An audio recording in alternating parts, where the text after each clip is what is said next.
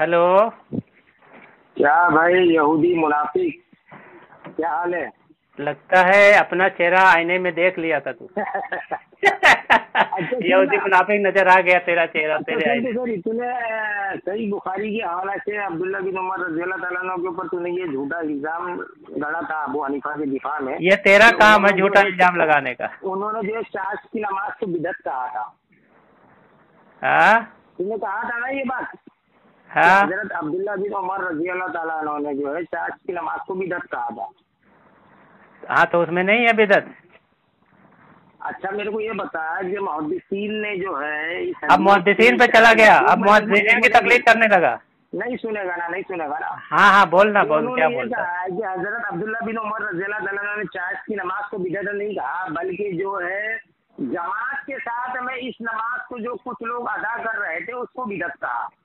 ये हदीस में है। सुन सुन सुन, इस हदीस की शरह के अंदर मुहद्दिसीन ने ये बात अरे सुन ना, पूरी बात सुनेगा। मैं सिर्फ तुझसे इतना पूछ रहा हूँ, ये बात हाँ मैं वही बात उसी बात पे कर रहा, सुनना यार, उसी की बात कर रहा हूँ। हदीस में क्या है ये बता दे पहले तो।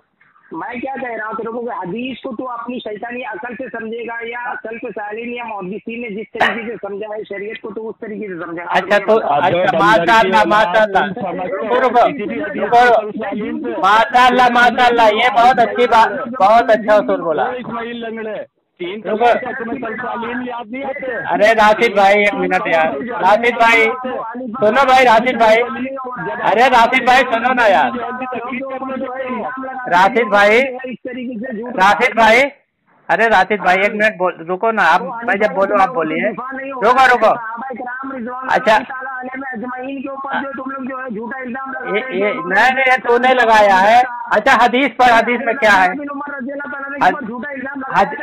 हदीस पर, हदीस में क्या है? मैंने को इल्जाम तो तूने लगाया है, तूने सहाबा कराम को काफिर कहा है। तेरा बाप खुद जो है अल्लामा आइनी उम्दतुल कारी के अंदर जो है हाँ खुद कहता है कि यहाँ पर हजरत उमर ने जो है नमाज को बिदअत नहीं कहा, बल्कि कुछ लोग जो है इज्तिमाइयत यानी जमात बनाकर जमात के साथ नमाज पढ़ रहे थे, उस अमल को उन्होंने बिदअत कहा।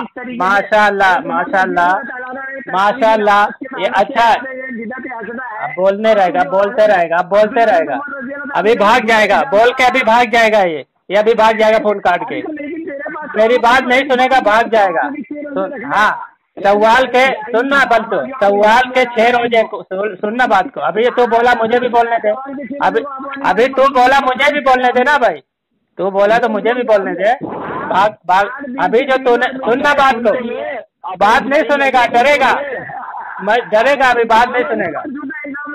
हाँ मेरी बात तो सुन ले, मेरी मैं क्या कह रहा हूँ, मैं नहीं बात नहीं सुनेगा। बात नहीं सुनेगा। अरे अभी फोन काट के भागेगा, ये फोन काट के भागेगा। अरे जवाब तो सुन ले, अभी सवाल किया तो जवाब तो सुन ले ना, जवाब तो सुन ले ना। हाँ जवाब सुन ले, 2 मिनट मेरा भी सुन ले, 2 मिनट बात कर। सुन रहा है कि भाग गया? जवाब दे। हाँ माशाअल्लाह तुमने एक बात सुन, माशाअल्लाह तुमने एक बात कही है कि कुरान और हदीस जो है मुहद्दिसीन और मुफस्सिरीन और सलफ के हिसाब से समझना चाहिए। ये बहुत अच्छी बात कही, ये हर जगह वसूल ये नाफिज होगा। ठीक है, मैंने जब सुनो सित्ता सवाल की जब ये हदीस पेश कर रहा था, मैंने इमाम मालिक का कौल नकल किया कि इमाम मालिक फरमाते हैं कि ये जो हदीस है ये न मैं किसी फुकहा से सुना न मुहद्दिसीन से सुना, और इसको मैं बिदअत जानता हूँ। तो ये क्या कह रहा था कि हदीस छोड़कर फुकहा की तकलीद कर रहा है। अब ये हजरत उमर रज़ियल्लाहु ताला की हदीस छोड़कर इमाम मुहद्दिसीन इमाम आइनी की खुद तकलीद कर रहा है।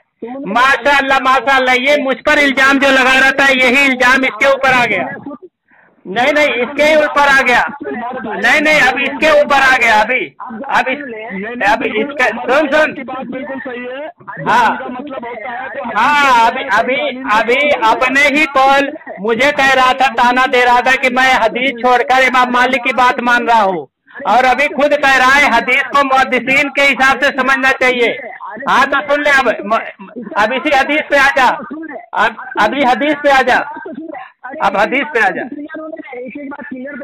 मैं तेरे को जवाब दे रहा हूँ, वो भी तो सुन ले। सबसे महिला और एतराज ये था कि अबू हनीफा ने जिस तरीके से शव्वाल के 6 रोजे को उसने जो मकरूह कहा था नबी अलैहि सलाम के वाज़ेह हुक्म होने के बावजूद, इसका दिफा इसके पास नहीं था, ये भागा इमाम मालिक के पास पकड़ने के लिए। हाँ, इमाम मालिक तो तालीम में है नहीं। अब हदीस पे आ जा। रुको वो मुस्लिम वो हदीस कहाँ है बता जरा, वो हदीस कहाँ है? हदीस के हवाले से बात कही थी कि हजरत इमाम मालिक रहमतुल्लाह अलैह ने किसी भी अहले इल्म को जो है ये रोजे रखते हुए नहीं देखे थे। तो मैंने कहा कि तेरे कौल से खुद साबित हो रहा है कि हजरत इमाम मालिक रहमतुल्लाह अलैह तक जो ये शव्वाल के 6 रोजों की हदीस नहीं पहुंची थी। इसमें जो है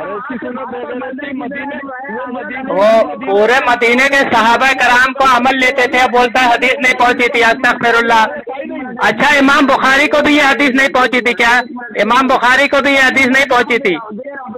हाँ, एतराज कर रहा है कि सहाबा तक जो हदीस इमाम मालिक तक हदीस नहीं पहुंची थी। मैं इसको हवाला देता हूँ, सुनन इब्न माजा हदीस नंबर 3706, अबू मूसा अशअरी रज़ियल्लाहु ताला से रिवायत है कि हजरत उमर रज़ियल्लाहु ताला से जो है घर के अंदर आने की 3 बार इजाजत तलब की। इजाजत ना मिलने पर वो वापस हो गए। हजरत उमर रज़ियल्लाहु ताला ने कहलवा भेजा कि आप वापस क्यों चले गए? उन्होंने फरमाया कि आपसे मैंने इस अंदाज में इजाजत तलब की थी कि जिस तरीके से नबी अलैहिस्सलाम ने हमें हुक्म दिया था कि किसी के यहाँ जाओ तो 3 मरतबा जो है इजाजत तलब करो वरना वापस लौट जाओ। हजरत उमर रज़ियल्लाहु ताला ने फरमाया कि इस पर गवाही पेश करो वरना मैं तुम्हें सजा दूंगा। वो अपनी कौम की तरफ लेके गए और उन्होंने जो है गवाही दिलवाई।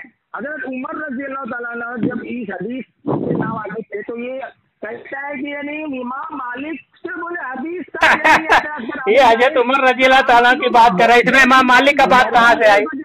इमाम मालिक की बात कहाँ से आई? अच्छा, ये मैं एक हवाला देता हूँ, एक हवाला देता हूँ। एक हवाला देता हूँ, चिल्ला मत। एक हवाला देता हूँ, सुन, एक हवाला देता हूँ, सुन ना यार। अरे वहाँ मत भाग, यहाँ भाग।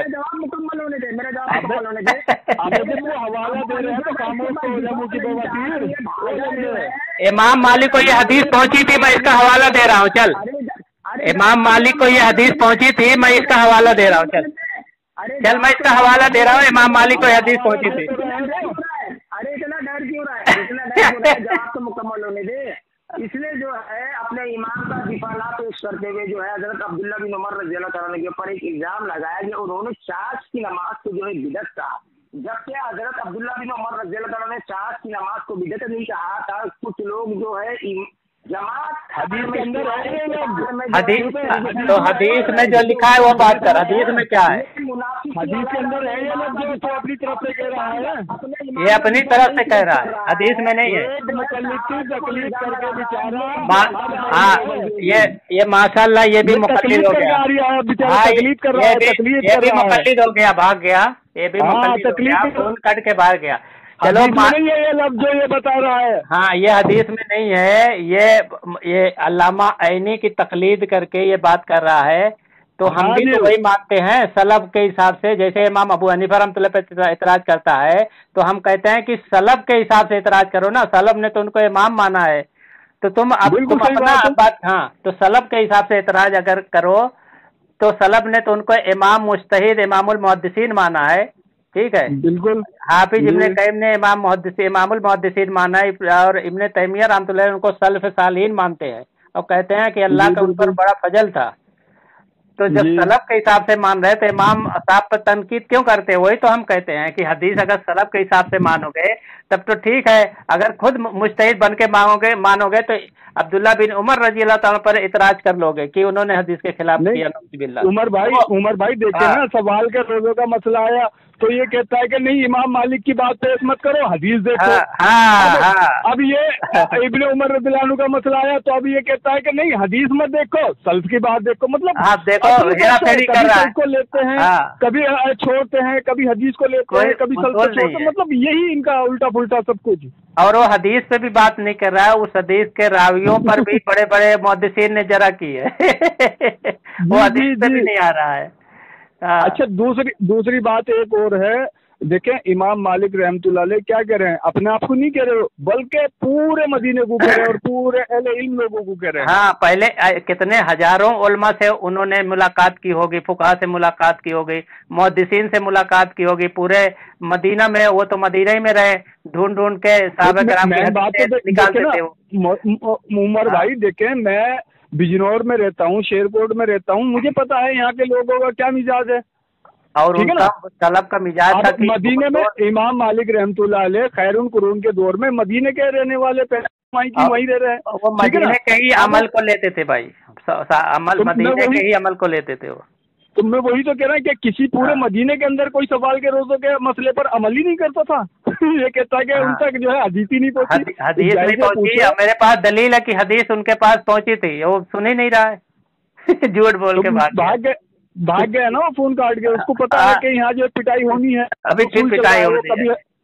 तकदीर से बात नहीं करेगा, तकदीर से बात करे, चिल्लाता है और फिर फोन काट के भाग जाता है। आज तक रिकॉर्ड है, वो कभी टिक के बात नहीं की, हमेशा फोन काट के भाग। मसला ये है, देखिए उमर भाई, ये लोग बेचारे जो ना रट्टू कौम है, ये उर्दू में दो चार रट रट के पढ़ के जो ना ये बेचारे मुज्तहिद बन गए।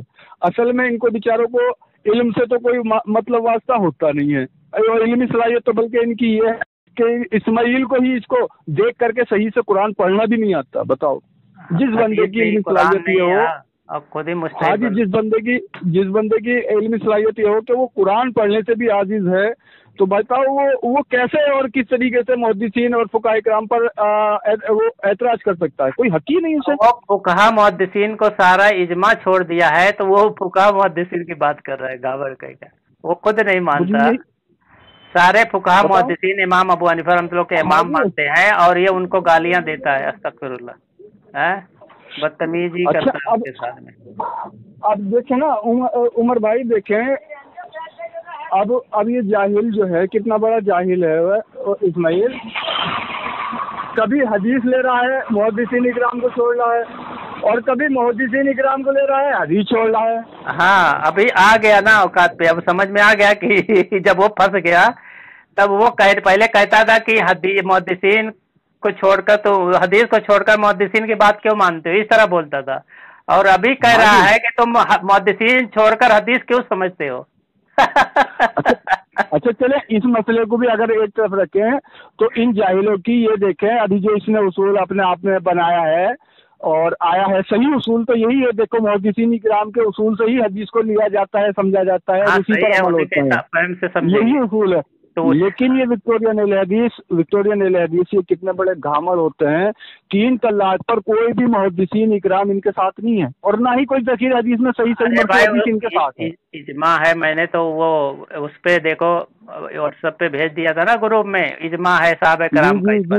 और वो जब से भागा हुआ है वो बंदा जो अरब का मौलाना था अरब में, वो अभी तक आया नहीं ग्रुप में उसका जवाब देने। बोल रहा था मैं शाम तक जवाब दूंगा, अभी तक उसका 4-5 दिनों के आज, ये कितने 4-5 दिन हो गए।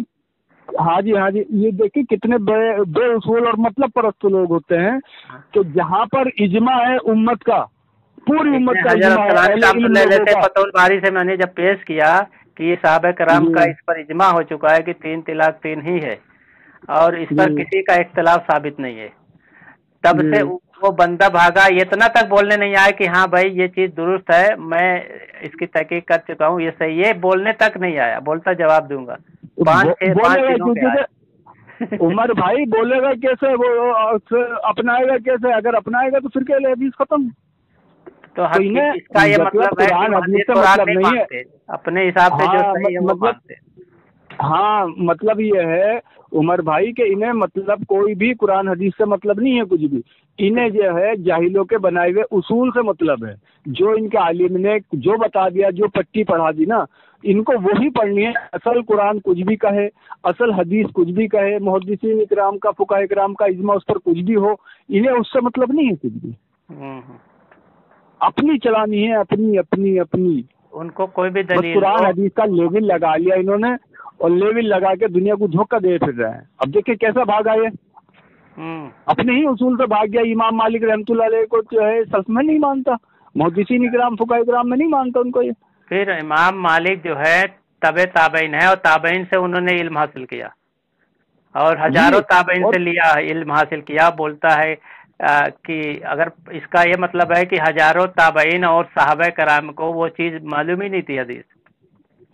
तो मैं वही तो कह रहा हूँ, मतलब देखिए ना, मदीना तो वो शहर है जहाँ पर नबी पाक सल्लल्लाहु अलैहि वसल्लम का हिजरत के बाद सारा ही वक्त मदीने में गुजरा है, सारा ही वक्त, और अल्लाह के नबी वहीं पर हैं अब भी, ठीक है ना।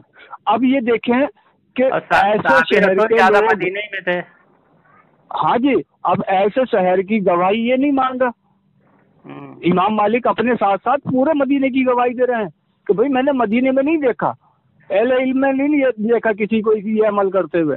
हाँ, और लेकिन ये बात है, चलो ये इख्तिलाफ है, कोई बात नहीं, लेकिन ये सीधा बोलता है जो मकरूह है वो काफिर है। तो इमाम मालिक ने मकरूह भी कहा है, बिदअत भी कहा है, तो उनकी तकफीर कर दिया। उनके साथ साथ सारे सलफ की तकफीर कर दिया, जिनके इमाम मालिक बोलते हैं कि मुझे सारे फुकाहा कराम और ये सब इसका रोजा नहीं रखते थे। अगर उनके बाद ये हदीस ना पहुंचती तो वहाँ ये शव्वाल के रोजे के जिक्र ही नहीं आता। इतना घामंड नहीं मालूम है। सही है, शव्वाल के रोजे का जिक्र है, जब ही तो पहुंची है, जब ही तो मकरूह कर रहे हैं। हकीकत बात है, जब उनके पास हदीस पहुंची है जब भी तो वो इस बात पर बोल रहे हैं। हाँ, हदीस उनके नजदीक वो सही नहीं थी। उनके एक किताब में लिखा है, मोतबर किताब में, कि हदीस उनके नजदीक ये सही नहीं थी। और ये मसला क्या है, ये बेचारे को जो ना, ये एक तो 360 के अनभक्त हो गए और एक ये अपने झोला छापों के अनभक्त हो गए, तो दो अनभक्ति एक साथ कर रहे हैं ये। अच्छा, ये 360 में मुस्नद अहमद की हदीस है रुकाना रज़ियल्लाहु अन्हु वाली, पूरे मुहद्दिसीन इकराम ने उसको सख्त ज़ईफ करार दिया है, सख्त। और दूसरी बात ये है कि 360 ने उस पर स्टड लगा दिया सही का, तो ये बेचारे उसको जो है सही मान के चल रहे हैं कि जी सही हदीस, सही हदीस। अबे जाहिलो, अपने दिमाग का इलाज करो,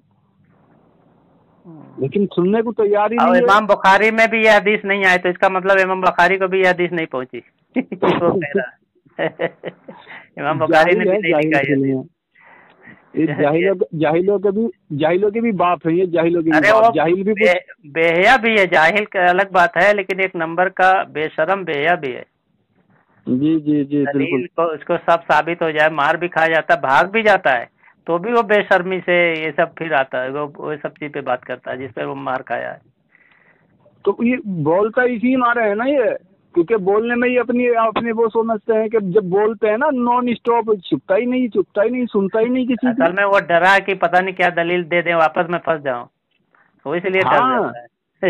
भाई आराम से उसूल के साथ इस्माइल कभी बात ही नहीं कर सकता। वजह यही है कि उसको खतरा सबसे बड़ा यही होता है कि मैं फंसूंगा, और पता है उसे हर हाल में फंसना होता है। तो फंसेगा आराम से, हमको मालूम है ना उसकी फितरत कैसी है, तो उसको हमको मालूम है ना कैसे उनको बजाना। इल्म तो होता नहीं है, इसलिए वो फंसते ही है, अपने दिमाग के चलाएंगे। चलो मौलाना साहब, मैं उमर भाई में थोड़ा सा काम में लग रहा था, ठीक है, और इसको जो है शेयर जरूर करना, क्योंकि ये जो ना ये जाहिल के बच्चे एक नंबर के बल्कि गधे कभी कोई उसूल बनाते हैं तो उसे मानते नहीं, और कभी हदीस लेते हैं, कभी कुछ, मतलब कुछ नहीं, सब कुछ उल्टा सीधा। कभी हदीस लेंगे तो मुहद्दिसीन इकराम को छोड़ देंगे, फहम को छोड़ देंगे, कभी हदीस को छोड़ देंगे, मुहद्दिसीन इकराम का फहम लेंगे। अजीब कौम है विक्टोरिया ने लेडीज कौम, कोई एक उसूल ही नहीं इनका। चले ठीक है, अस्सलाम वालेकुम।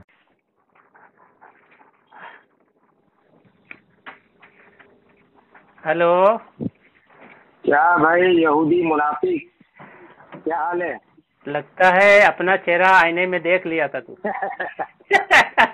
यहूदी मुनाफिक नजर आ गया तेरा चेहरा तेरे। इतने सही बुखारी की हवाला से